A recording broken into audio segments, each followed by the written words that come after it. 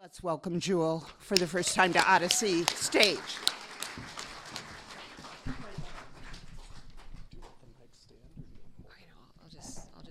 Yeah. Check. Yeah, I think so. Okay, sure. Thank you. So, I gotta tell you about the time that I loaded up my 5 children into our aging Yukon and drove them out of state to sleep outside in 40-degree weather.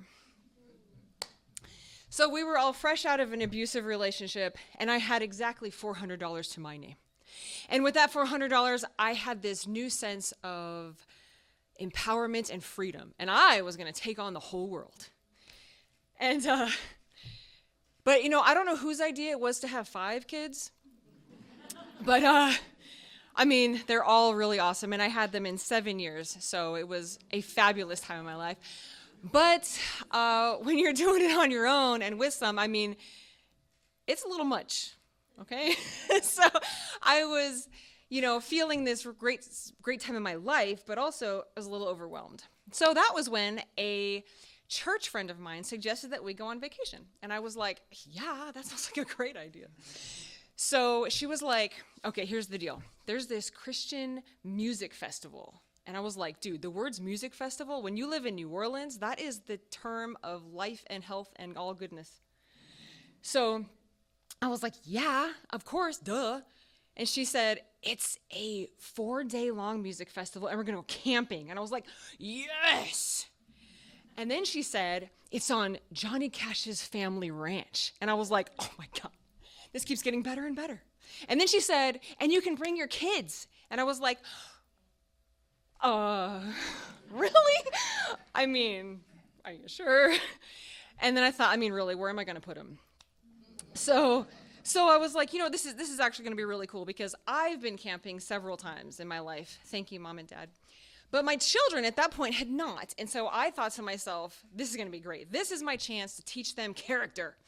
This is where we're all going to learn to be something we were not before, And I'm pretty sure they were just excited to have their own new stuff, because when you're one of 5, having your own of anything is like invaluable, right?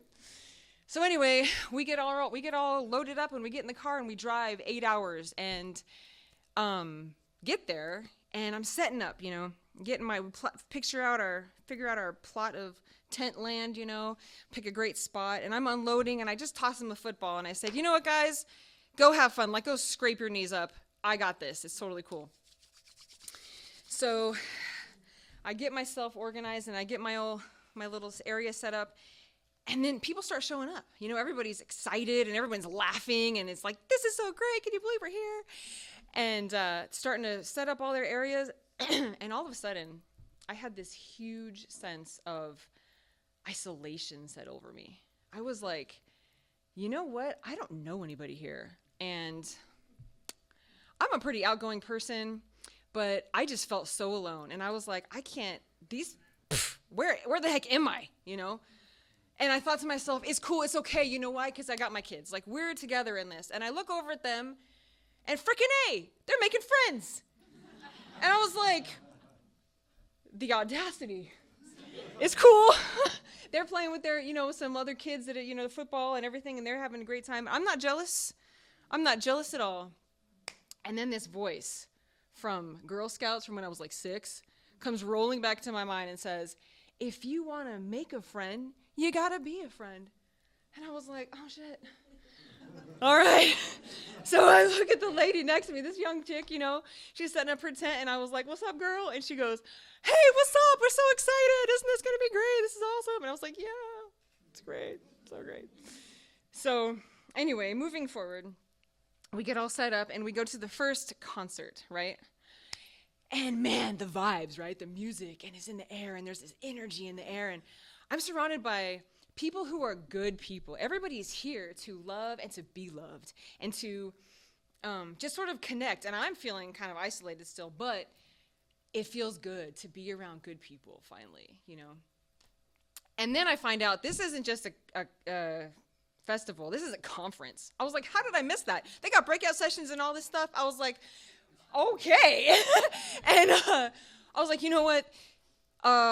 This is also good for my kids because we are going to be enriched, you know? And my youngest is 6 at the time. I don't know what I was thinking, but like, and my oldest is 13. And sure enough, we're sitting in this breakout session like, Corey touched me. Oh my God, I have to go to the bathroom. And I'm like, okay, I'm sorry, just get out. Like, why don't you guys go play? Just go play. And then I realized, dude, I just sent them to a place that I can't see anymore. Like, I'm inside this building and I just sent them outside, and I'm so nervous. Like, was that okay? Was that right? And after the session, you know what?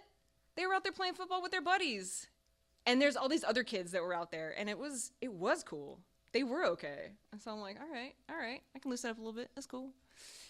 So, in the evening time, my 2 oldest boys come to me and they go, Mom, there's this bonfire that's going to be like over there. And I was like, okay, where's over there? He's like, I don't know. Like, I heard about it. It's, you know, can we go? It's like this worship stuff, you know? And I was like, okay, I want that for you, but I don't know, man. I can't go. I got to tuck in the little ones, you know? It's like 38 degrees right now. I got to make sure that they're warm and cozy and that they feel safe and all that stuff. And I decided to let them go. I was like, you know what? You better be home by 11 o'clock or this is it for you. You will never live again.